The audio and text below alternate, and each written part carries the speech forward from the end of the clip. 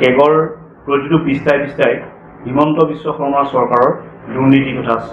এয়া গড়কাপ্তানি বিভাগেই কওক, সমাজ কল্যাণ বিভাগেই কওক, কৃষি বিভাগেই কওক, পানী যোগান বিভাগেই কওক, জলসিঞ্চন বিভাগেই কওক, প্ৰতিটো বিভাগত কেগৰ এই যি ৰিপৰ্ট, সেই ৰিপৰ্টত পৃষ্ঠাই কেলেংকাৰীৰ কথা উল্লেখ আছে। যি হাৰত চৰকাৰখনে ঋণ লৈ আছে, ভৱিষ্যত অসমখন অত্যন্ত বোজা হৈ পৰিছে, ঋণৰ ডাঙৰ বোজাৰ ভয়ংকৰ পৰিস্থিতি অসমত সৃষ্টি হ'ব বুলি কৈছে।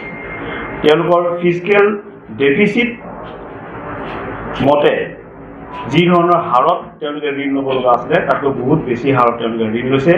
আৰু 2022-23লৈকে প্ৰায় 1,25,000 কোটি টকা তেওঁলোকে ঋণ ল'লে। 24ত এই গোটেই ঋণবিলাক লগ লাগি প্ৰায় 1.5 লাখ কোটি টকা ঋণ হৈছে। আৰু প্ৰতি বছৰত 23,000 কোটি টকা ঋণৰ বাবদ সুদ ঘূৰাব লগা হৈছে। গতিকে এই চৰকাৰখনক আমি সেইকাৰণে কৈছোঁ যে হিমন্ত বিশ্ব শৰ্মা ডাঙৰীয়াই তেখেত দক্ষ মুখ্যমন্ত্ৰী বুলি কয়, যে দক্ষ মুখ্যমন্ত্ৰীজনে ফিস্কেল FRBM এক্ট যিখন, সেইখন তেওঁ আইনখন কিয় মানি চলা নাই, সেই আইনখন সঠিকভাৱে পালন কৰাৰ ক্ষেত্ৰত তেওঁ চৰকাৰ কিয় ব্যৰ্থ হ'ল, এইটো মোৰ কথা নহয়, এইটো কেগৱে ৰিপৰ্টত উল্লেখ কৰা কথা। আৰু এই যি ঋণ লৈছে, তেওঁ ঋণ লৈ যি ন্যায্যতা প্ৰকাশ কৰে যে ঋণ কিয় লৈছে, তেওঁ আমি সোঁৱৰাই দিব খুজিছোঁ যে 2016 চনত যেতিয়া সৰ্বানন্দ সোণোৱালে মুখ্যমন্ত্ৰী দায়িত্ব লৈছিলে, এইজন হিমন্ত বিশ্ব শৰ্মা বিত্তমন্ত্ৰী আছিলে, আৰু তেওঁ সংবাদমেল অনুষ্ঠিত কৰি আহি হাহাকাৰ লগাই দিছে 10,000 কোটি টকা তৰুণ গগৈ ডাঙৰীয়াই আমাৰ অসমৰ ৰাইজৰ ওপৰত ঋণৰ বোজা এৰি থৈ গৈছে। আৰু চৰকাৰৰ পৰা আমি এখন শ্বেতপত্ৰ বিচাৰিছোঁ যে কেগে কোৱা কথাবিলাক সঁচা নে মিছা।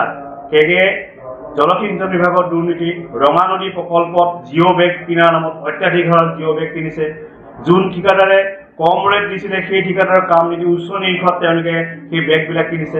কৃষি বিভাগত কেলেংকাৰী হৈছে, এতিয়ালৈকে 37,000 কোটি টকাতকৈ অধিক তেওঁলোকে কাম কৰাৰ ব্যৱহাৰিক প্ৰমাণপত্ৰ দিব পৰা নাই। এই কথাবিলাক যিটো মিছমেনেজমেণ্ট চৰকাৰখনে কৰিছে, ইয়াৰ বাবে মূলত দোষী ডক্টৰ হিমন্ত বিশ্ব শৰ্মা। প্ৰথম কথাটো হ'ল যে ঋণৰ বোজা যে হৈছে অসমৰ কাৰণে যে ভয়ংকৰ কথা হৈছে, এইটো কংগ্ৰেছে কৈ আহিছিলে, কিন্তু এতিয়া কেগে কৈছে। গতিকে কেগ মিছা নেকি?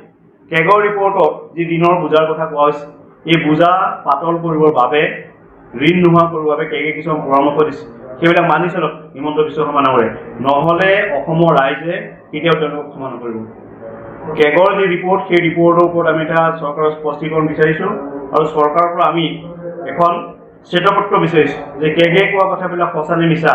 কেগে জলসিঞ্চন বিভাগৰ দুৰ্নীতি, ৰঙা নদী প্ৰকল্পত জিঅ' বেগ কিনাৰ নামত অত্যাধিক হাৰত জিঅ' বেগ কিনিছে, যোন ঠিকাদাৰে কম ৰেট দিছিলে সেই ঠিকাদাৰৰ কাম নিদি উচ্চ নিৰীক্ষত তেওঁলোকে সেই বেগবিলাক কিনিছে।